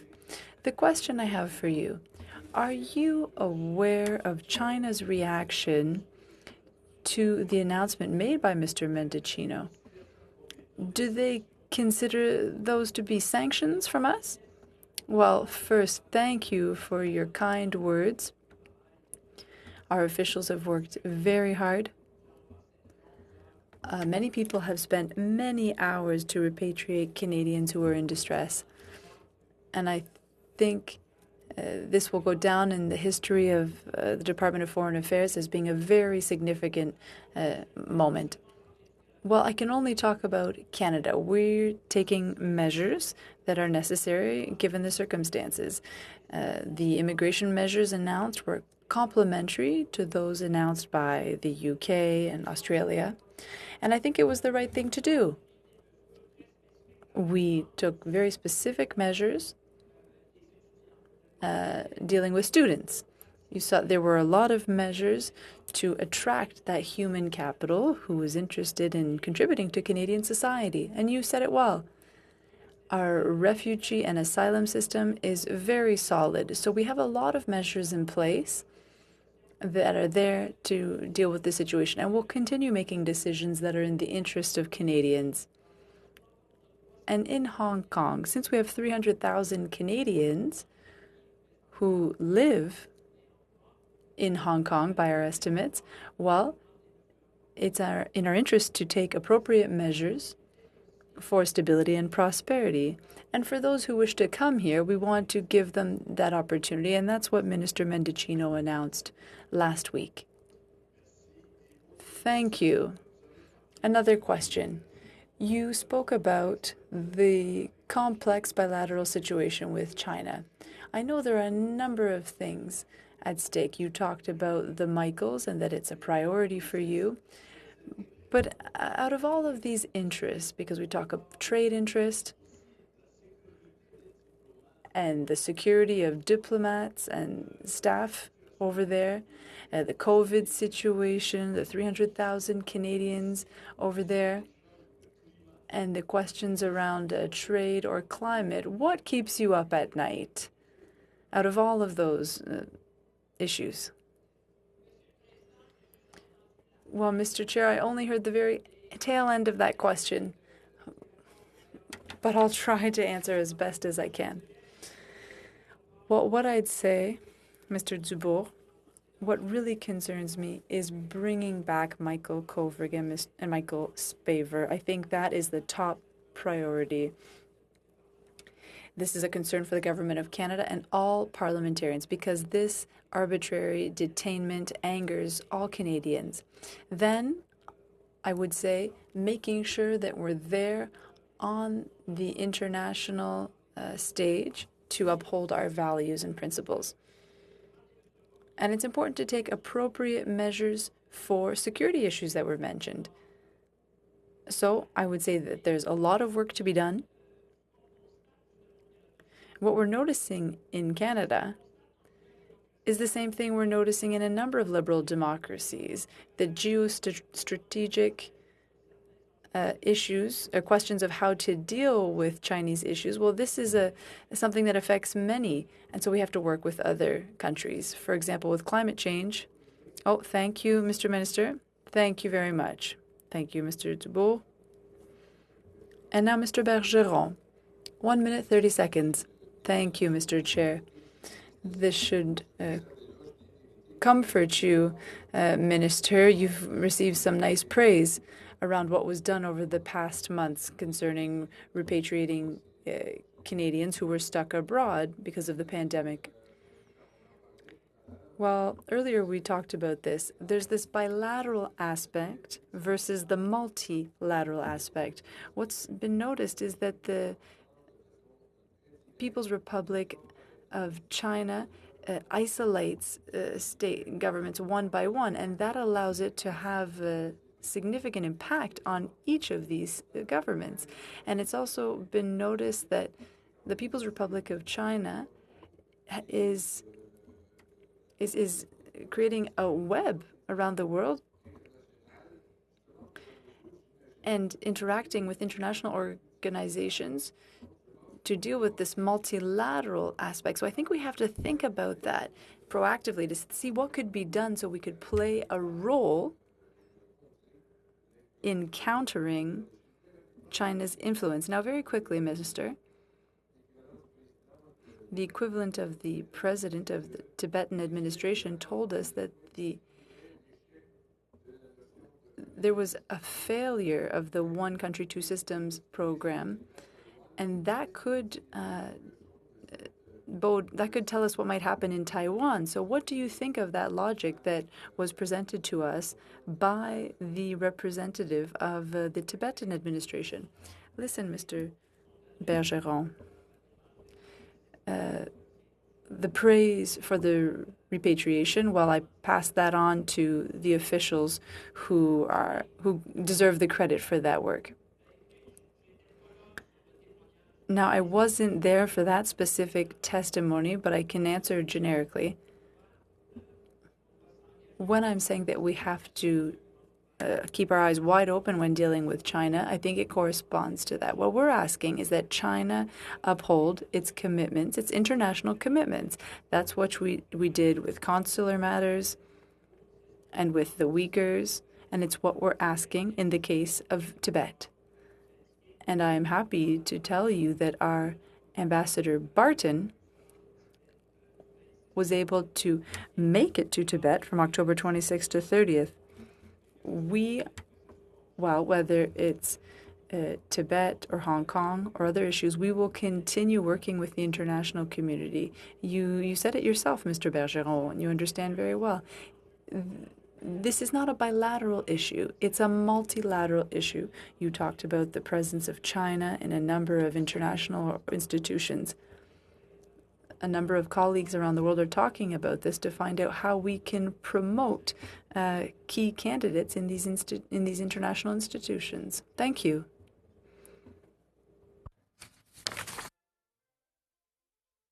Thank you, Chair. Mr. Minister, you've been talked several times about the very talented young people that the immigration changes have been made available to come to Canada to go to university and study here and perhaps have a path to citizenship.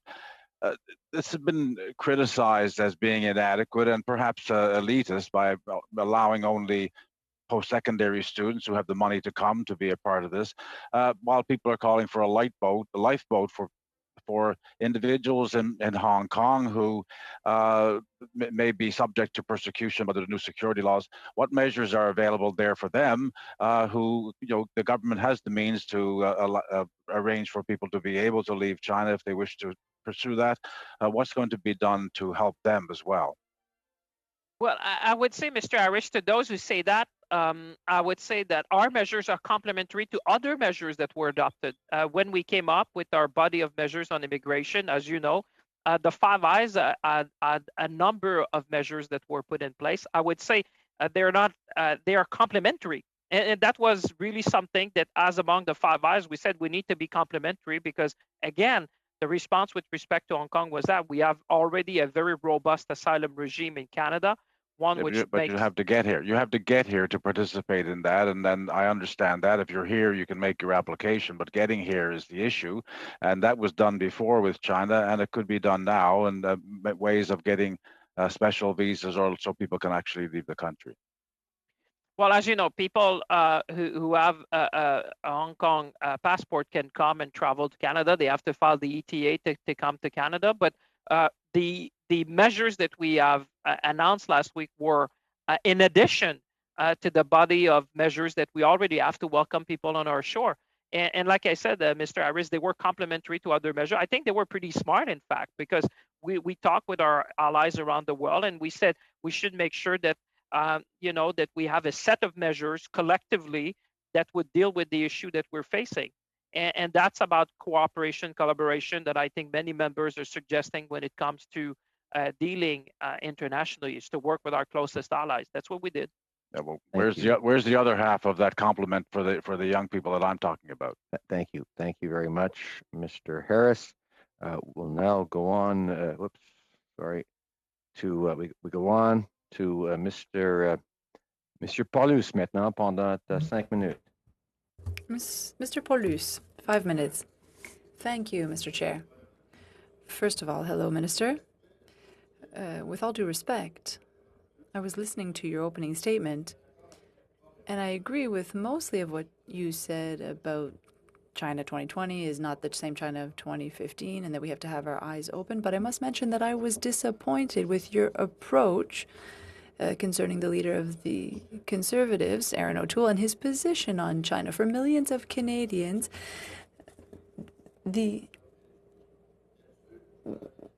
well, I'll get to my questions now. I want to talk to you about the NACTEC file. As you know very well, that's a Chinese company that is mostly run by the Chinese authorities. And there was an agreement, and there were services given to the border services, and your department participated in a procurement process with this company. Can you tell me how things got to that point? Well, Mr. Paulus, thank you for your question. I have a lot of respect for you and the work you do. For the people who are watching at home, for the NorTec file, all we had was an offer. There was no purchase made by Global Affairs Canada. And when I found out about that, you'll recall, Mr. Paulus, that I had asked for a review. And Deloitte was appointed to do this work. And they gave suggestions on how to improve that procurement process where security was concerned.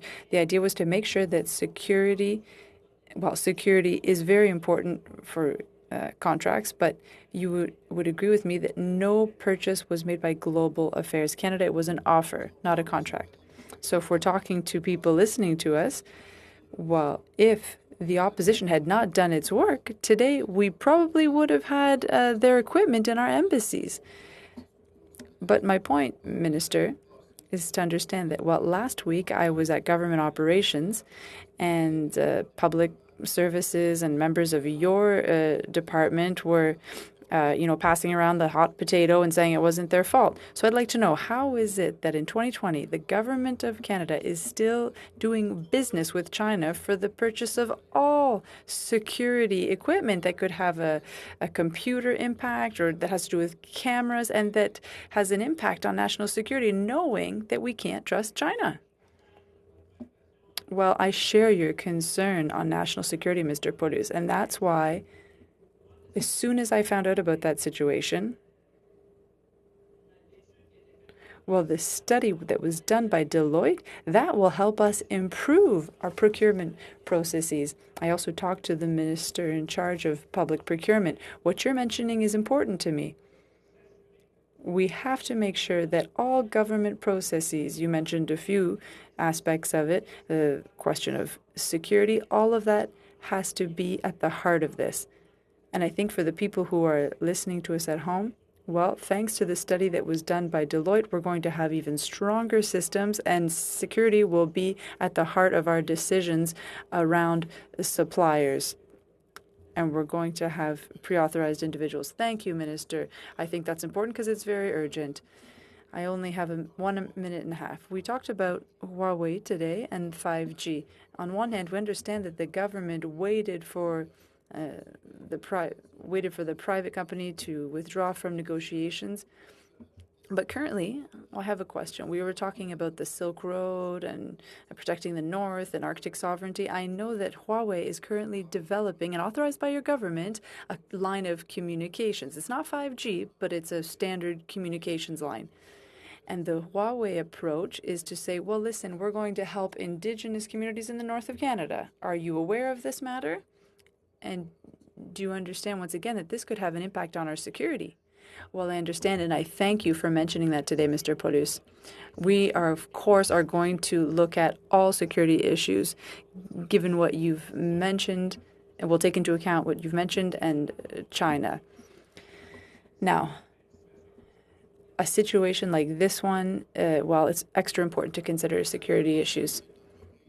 I'd like to mention that there's a company called Fiber Home, which was banished by the Americans because it does not uphold human rights. But currently, this company is among official stakeholders of the Government of Canada. So I'm bringing this to your attention. Well, listen, thank you.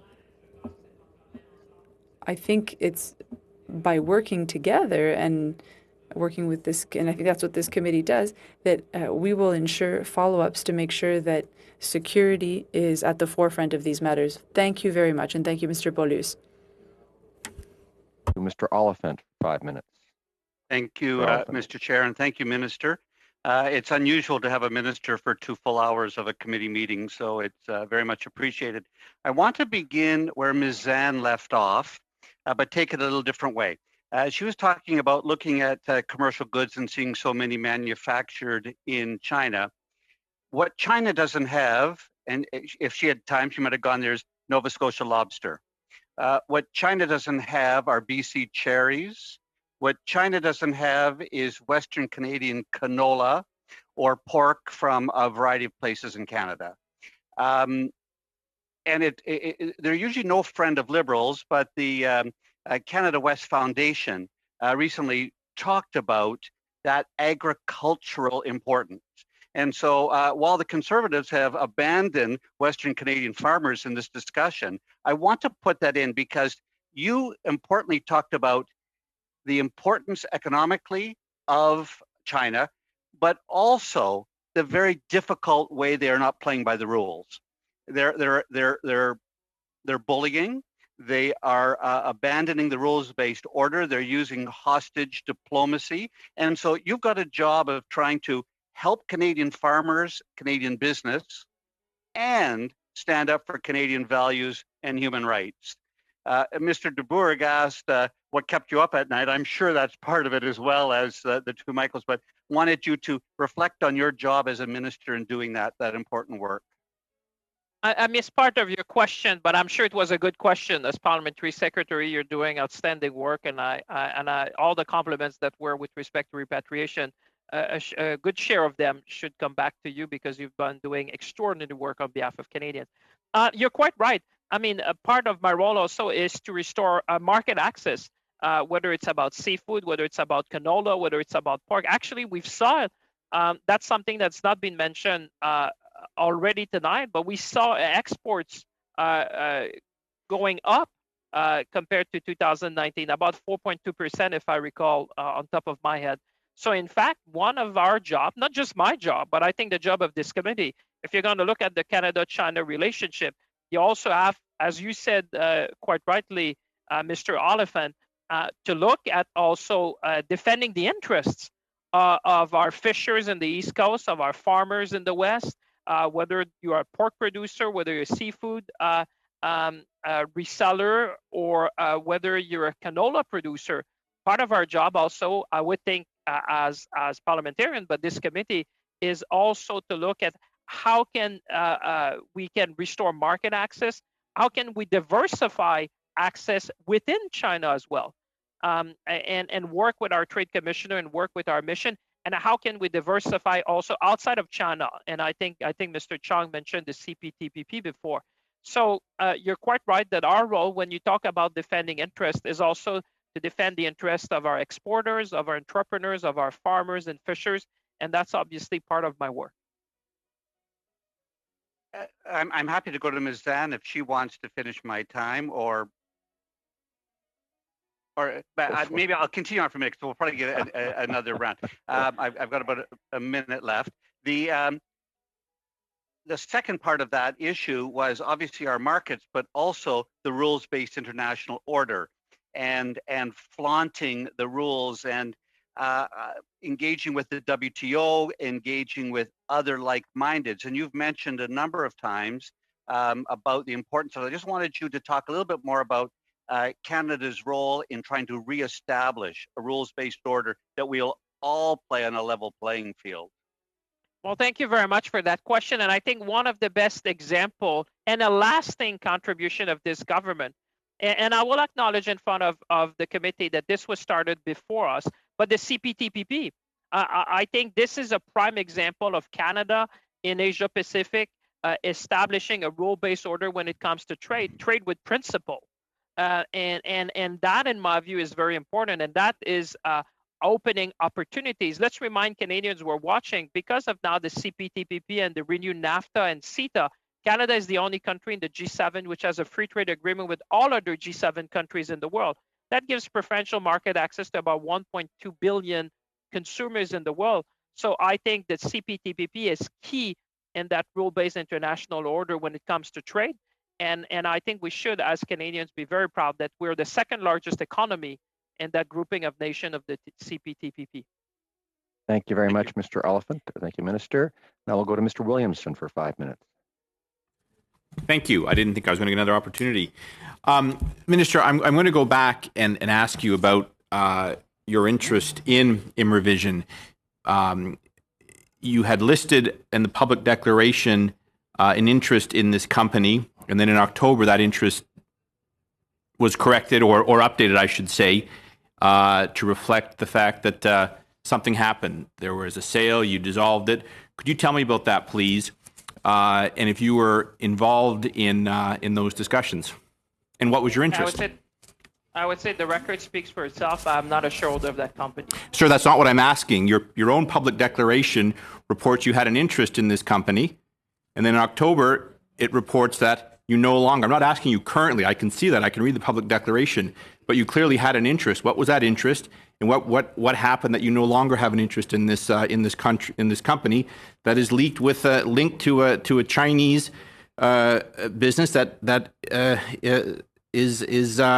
surveys Uyghur detention camps? I think, Mr. Williamson, with respect, your question is really misleading to Kenyans who are watching, because you're talking about a Montreal-based company. So if you have something to say about a Montreal-based company, say it. But what I've said is that I'm not a shareholder in that company, and the record speaks for itself. And I had a de minimis equity interest that was divested. And this was part of a number of things. And you see the record speaks for itself, where I listed all my assets and liabilities, as every member of Parliament is obliged to.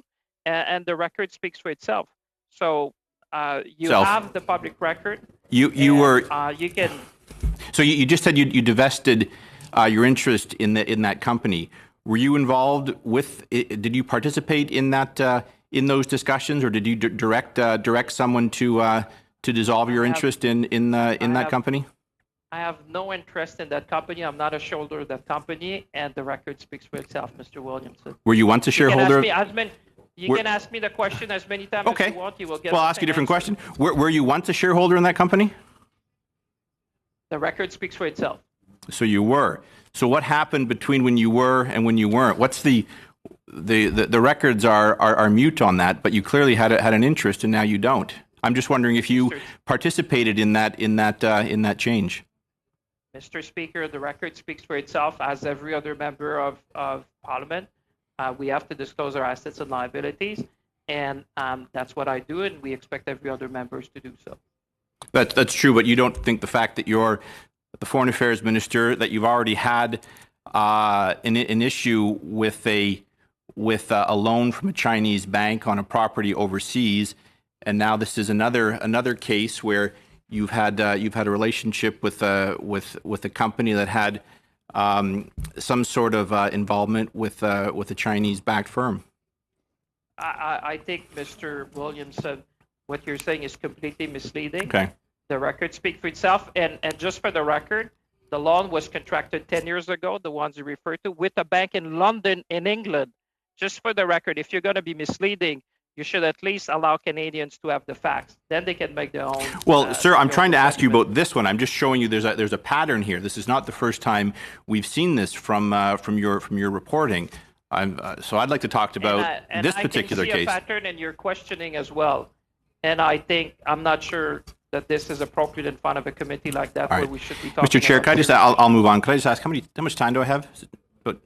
You have 1 minute and 10 seconds. Okay. Minister, the New York Times has reported that World Health Organization officials concealed concessions made to the People's Republic of China concerning their investigation of the coronavirus outbreak earlier this year. What is your position on the need for an independent review of both the outbreak of the coronavirus in China, as well as the Chinese government's response to that outbreak? Well, I thank you for your question, and you will know from the record, Mr. Williamson, that Canada was one of the countries which had asked for an investigation like that, so to make sure that we review the World Health Organization, that we review the leadership, we review the financing, we review the early systems to detect any future pandemic. And Canada is part of these countries which have been asking to make sure that we better understand, so we can protect the health and safety of people around the world. So might understand that you've joined Australia. Mr. Williamson. Thank you, Mr. Williamson. Thank you. We have about 3 minutes left to go. Ms. Zan, it's over to you for that. Well, thank you very much. And again, it's great to have the minister right here and ask him questions about the China and Canada relations. You know, on February 5th, Minister, of this year, Canada's ambassador to China, Dominic Barton, told this special committee that Canada's relationship with China has fundamentally changed since 2018, saying, and I quote, "The chill is real." Also, in a written submission provided to this committee in March of 2020, the Honourable Mr. McCollum conveyed that the Canadian government's agenda is, and I quote, "both to remain true to our values and also to do more with China." So, as I was saying earlier, in a world where there are so many products these days that are made in China, which I know drives people crazy in some ways, but also means that Western nations have been provided, and some would say flooded, with much cheaper products.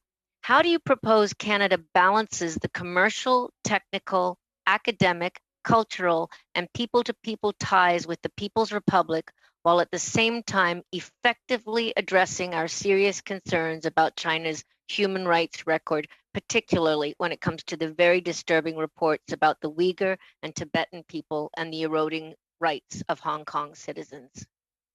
Well, thank you for that question. I don't know how much time I have, Mr. Chair, to answer that question, but certainly human rights is a core principle of the foreign policy of Canada. And therefore, we will always put, our defense of human rights and human rights advocates around the world atop when it comes to engaging. And certainly, but at the same time, I think what you highlighted, and I think there was a question before about are also the economic interests that exist by exporters in Canada, whether it's in your part of Canada where you have fishers, people exporting seafood. But I think two things that come to mind. We need to be ready to stand up for our values and principles, and that's what we've been doing, and making sure that we have been calling it as it is. We've been calling for the release of Michael Kovrig and Michael Spavor that says, arbitrary detention is unacceptable, and we will continue to do so. And at the same time, I think that we need to be able, as you suggested, and as other questions have been suggesting, to find a way within the framework that I've said. There'll be issues where we're going to be challenging China when it comes to human rights, for sure, and human rights violation, and asking China to abide by its international agreements.